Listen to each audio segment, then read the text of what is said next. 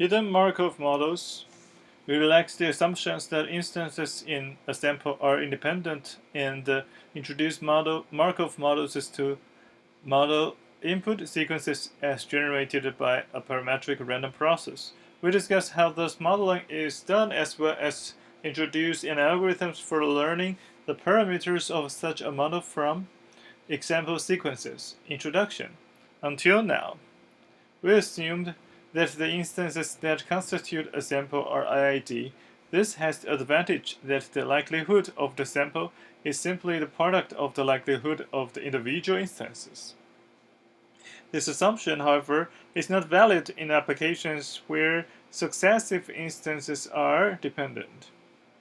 For example, in a word successive letters are dependent, in English H is very likely to follow T but not X.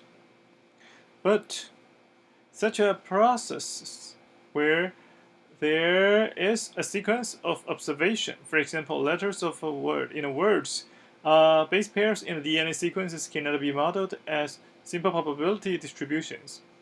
A similar example is speech recognition, where speech utterances are composed of speech primitives called